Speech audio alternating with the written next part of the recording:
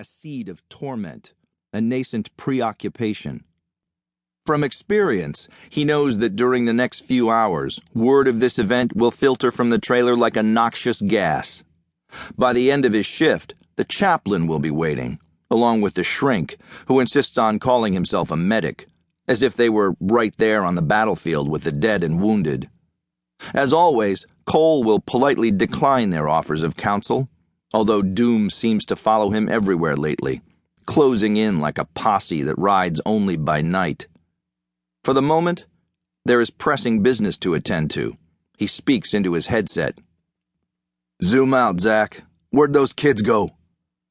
Cole's mind wants to shriek, but his voice remains calm, a cool Virginia baritone in the reassuring timbre of pilots the world over. It is an intelligent voice of great utility, patient and searching. Only 7 hours earlier, it was reading a bedtime story to Danny, his youngest, employing the soft cadences needed to make a restless 5-year-old fall asleep. Somewhere toward the back of Cole's brain, the book's rhythmic words still tumble as gently as socks in a dryer. In the great green room, there was a telephone and a red balloon. The lens draws back. The wider view reveals 3 small bodies just to the left of the ruined house. The worst part is that Cole believes he knows these children. Not personally, but in the way of all watchers who grow familiar with their subjects.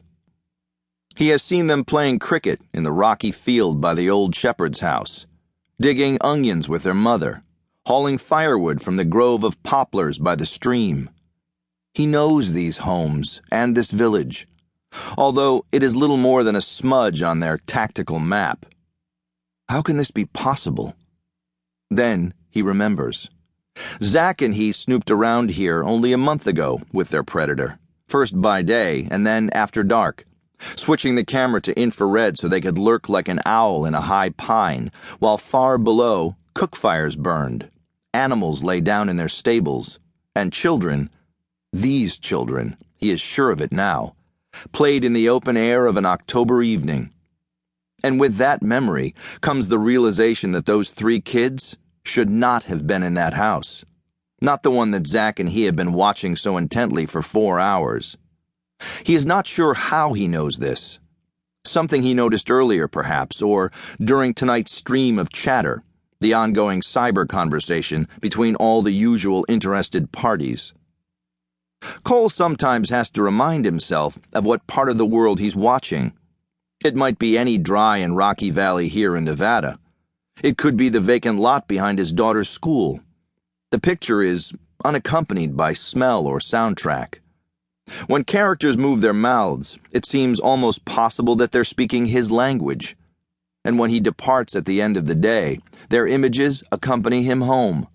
A silent movie unspooling in his head during the long drive to the burbs of Vegas.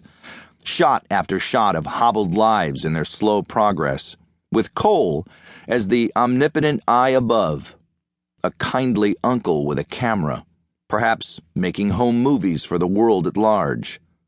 Until you fired a missile. "We've got activity," Zach says. On the screen, 2 adults emerge from a neighboring house, where the door has been blown off its hinges. They stagger, as if dazed or wounded, chaplain-esque in their movements.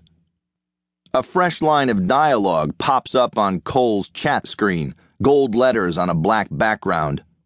"Fort 1, nice shooting. Check the truck." The truck, a white Toyota, is a key piece of the scene.